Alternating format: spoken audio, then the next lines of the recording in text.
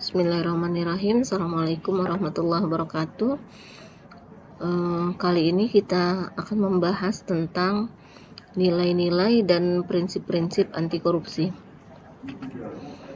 Semoga kalian hari ini dalam keadaan sehat ya, dan ceria ya. Baik, kita mulai dengan nilai-nilai dan prinsip anti korupsi, tapi ini kita bahas dulu tentang nilai anti korupsi. Apa saja kita lihat. Nah, ini kompetensi yang harus didapat setelah membahas ini ya. Mengetahui faktor internal penyebab terjadinya korupsi dan contohnya, kemudian mampu menjelaskan prinsip anti korupsi. Nah, ini yang pokok bahasannya akan dibahas tentang nilai dan prinsip anti korupsi. Untuk pertemuan ini, pertama kita ke nilai anti korupsi dulu. Nah, nilai dan prinsip anti korupsi. Jadi ada menurut Romi 2011, faktor penyebab korupsi itu ada dua, ada internal, ada eksternal. Ada internal itu bisa dikaitkan dengan niat ya, internal dari dalam diri sendiri. Kemudian eksternal itu adanya kesempatan, kira-kira begitu. Jadi upaya pencegahan korupsi pada dasarnya dilakukan untuk mengurangi atau menghilangkan faktor penyebab korupsinya itu sendiri. Ya, jadi upaya pencegahan korupsi untuk mengurangi atau bahkan menghilangkan faktor penyebab korupsi. Nah, kita juga sudah mempelajari faktor penyebab korupsi di awal ya. Jadi nilai-nilai anti korupsi harus dimiliki oleh setiap individu untuk menghindari munculnya faktor internal tadi. Faktor internal. Sedangkan untuk mencegah faktor eksternal, selain memiliki nilai anti korupsi, setiap individu juga harus memahami dengan mendalam tentang prinsip-prinsip anti korupsi. Jadi nilai-nilai dan prinsip anti korupsi harus tertanam pada diri individu, pada diri siapa saja ya, agar terhindar dari perilaku korupsi. Ini perilaku dulu ya, kita membahas tentang perilaku karena kita jarang-jarang yang mau ada korupsi ya. Di perilaku apa saja yang anti korupsi. Sebagai contoh perilaku korupsi,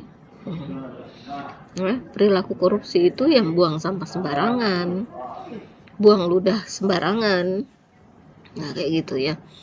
Kemudian masa lagi naik motor pas lagi batu-batu langsung buang ludah sembarangan, itu kan bisa terkena orang, bisa merugikan orang. Kemudian buang sampah pada badan air di sungai atau di parit gitu ya. Nah itu perilaku. Kemudian sampai mencontek, nah gitu ya, mencontek laporan, mencontek di saat ujian. Nah itu perilaku korupsi. Nah, bila dalam keadaan 10 tahun kalian melakukan banyak perilaku korupsi, maka dalam 10 tahun kemudian tidak menutup kemungkinan kalian menjadi koruptor gitu ya. Alhamdulillah. Nah ya, apa saja sih nilai-nilai anti korupsi? Kita lihat. Nah, tadi setelah mempelajari faktor internal penyebab korupsi, coba saudara identifikasi nilai-nilai apa saja yang harus dimiliki setiap individu agar faktor tersebut dapat diminimalkan atau diberantas sehingga korupsi tidak terjadi. Ini tugasnya ya. Jadi di awal dari materi ini, jadi tugasnya mengidentifikasi nilai-nilai apa saja yang harus dimiliki setiap individu agar faktor tersebut dapat diminimalkan atau diberantas sehingga korupsi tidak terjadi.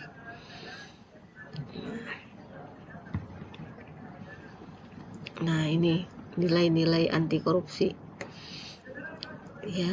ada nilai-nilai anti korupsi, ada intinya, ada sikap, kemudian ada etos kerja. Ya, intinya adalah jujur, disiplin, tanggung jawab. Ya.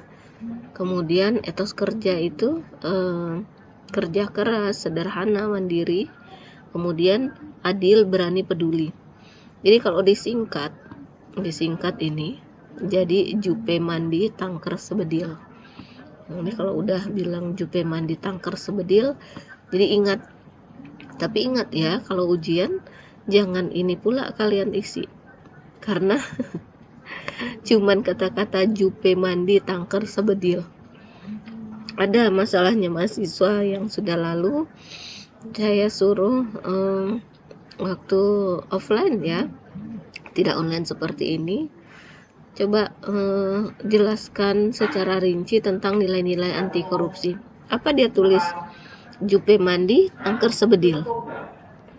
Nah, masa cuman begitu saja udah? Membahayakan sekali. Kita lanjut ya. Nah, ini yang pertama adalah jujur. Ini ada lebih baik dimaki dengan kejujuran daripada dipuji dengan kebohongan.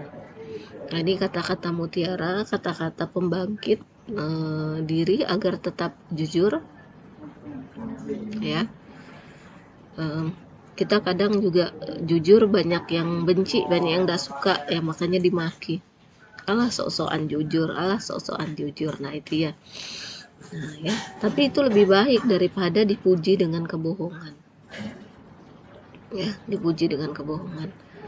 Misalnya, hari ini kamu cantik sekali, padahal dandanannya lagi menor-menornya, ya, lagi menor-menornya dandanannya, lagi tidak baik lah, tetapi dianggap cantik sekali, padahal itu suatu sindiran. Nah, ini ya, hati-hati. Jadi lebih baik dimaki dengan kejujuran daripada dipuji dengan kebohongan. Nah, jadi sifat jujur ini menurut Sugiono, jujur diartikan sebagai lurus hati, tidak berbohong dan tidak curang. Ya,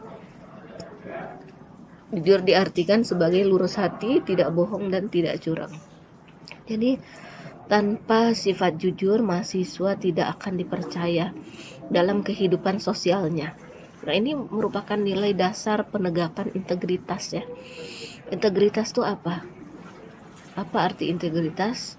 Sesuai ucapan dengan perbuatan, itu integritas ya.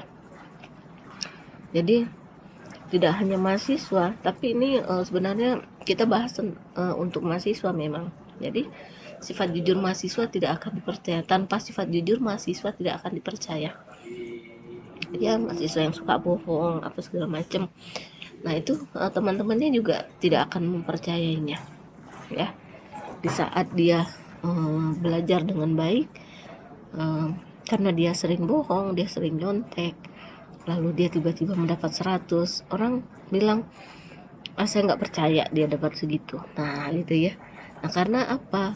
Recall ke belakang, dia sering berbohong dan mencontek. Nah, nilai kejujuran dapat diwujudkan dalam bentuk tidak melakukan kecurangan akademik seperti tidak mencontek, tidak melakukan plagiarisme, tidak memanipulasi daftar hadir dan lain-lain. Nah, ini kan ada yang tidak hadir online tapi mengisi daftar hadir. Ada yang tidak, ya, kita online ini harusnya membuka materi di GC yang diberikan. Ya, dilihat materinya, dipelajari. Apalagi saya seperti ini kan, pakai video seperti ini, membahas, ada suara saya, tapi kalian tidak buka, tapi kalian hanya buka GC, komen hadir, udah keluar lagi lalu ngisi absen. Nah, itu termasuk ini memanipulasi daftar hadir ya. Nah, itu ketahuan ya, karena ini kan di share, video ini di share di YouTube, jadi ketahuan tuh baru berapa orang yang melihat Ya, harusnya kalau saya udah share hari ini, besok sudah semua mahasiswa sudah melihat harusnya. Ya. Tapi baru berapa gelintir mahasiswa yang melihat. Nah, ini kejujuran ini dipertaruhkan ya. Nah, juga dapat diwujudkan dengan kegiatan organisasi mahasiswa seperti membuat laporan keuangan setiap kegiatan organisasi dengan jujur. Ya, jadi di Kesling ada HMJ ya, atau kalian terlibat dalam kegiatan-kegiatan yang lainnya. Nah, nilai kejujuran harus dipegang teguh oleh mahasiswa sejak awal untuk memupuk dan membentuk karakter sedini mungkin dalam kepribadian mahasiswa. Ya. Jadi kejujuran dalam bekerja akan membentengi diri terhadap godaan untuk berbuat curang, ya, berbuat curang atau bohong. Jadi benar-benarlah kejujuran ditanamkan pada diri kita sendiri. Di permasalahan yang hingga saat ini masih menjadi fenomena di kalangan mahasiswa yaitu budaya ketidakjujuran. Apa sih? Tadi saya katakan misalnya saja mencontek, plagiarisme ini tadi pekerjaan temannya ya, pekerjaan temannya diakui sebagai dengan pekerjaan dia apa? Dengan cara tadi memindahkan tulisan temannya dan seolah-olah dia yang buat gitu, dia yang menyusun padahal dia cuma nulis ulang, atau kalau pakai laptop copy paste ya. Kemudian titip absen apalagi ini ya online gitu ya, oh saya titip absen dong, saya nggak bisa nih, nggak ada sinyal bla bla bla dan sebagainya. Nah itu fakta ya ketidakjujuran, jadi menunjukkan bahwa budaya ketidakjujuran kian merajalela. Jadi perilaku mencontek, plagiarisme, dan titip absen merupakan manifestasi ketidakjujuran yang pada akhirnya memunculkan perilaku korupsi. Nah itu termasuk inilah mencontek, titip absen, plagiarisme, itulah namanya perilaku korupsi. Tetapi tidak bisa juga ditangkap dan dipenjarakan ya, karena itu baru perilaku. Nah, permasalahan ketidakjujuran merupakan hal yang mengkhawatirkan dan perlu perhatian serius. Apabila budaya ketidakjujuran mahasiswa seperti mencontek, itu plagiarisme, titip absen dan lain-lain tidak segera diberantas, maka perguruan tinggi akan menjadi bagian dari pembibitan moral yang destruktif di Indonesia. Jadi jujurlah mulai hari ini, mari kita sama-sama jujur. Ya, ini udah semester 3. Tidak ada kata terlambat untuk melakukan perubahan diri sendiri agar menjadi lebih baik. Jujur, intinya jujur dulu. Nah, jujur. Walaupun dibenci atau dimaki orang ya. Yang kedua adalah disiplin. Ya. Menurut Sugiono, disiplin adalah ketaatan atau kepatuhan kepada peraturan. Ya. Disiplin adalah kunci keberhasilan. Ya, ketekunan dan konsisten untuk terus mengembangkan potensi diri membuat individu akan mampu memberdayakan dirinya dalam menjalankan tugasnya. Jadi individu yang disiplin tidak akan terjerumus pada kemalasan yang mendambakan kekayaan dengan cara mudah. Ini orang-orang yang tidak disiplin itu mendambakan kekayaan dengan cara mudah. Ini apa yang ditulis? Tidak ada kedisiplinan tanpa keteladanan dan tidak ada kemajuan tanpa kedisiplinan. Ini Kiai Haji Hasan Abdullah Sahal. Ya. Jadi nilai kedisiplinan itu mampu mengatur waktu untuk menyelesaikan tugas dengan baik, kemudian patuh kepada peraturan yang berlaku, mengerjakan tugas tepat waktu. Nah ini nilai-nilai kedisiplinan yang kalian harus pahami. Nilai-nilai kedisiplinan dia mampu mengatur waktu, patuh pada peraturan, mengerjakan tugas tepat waktu.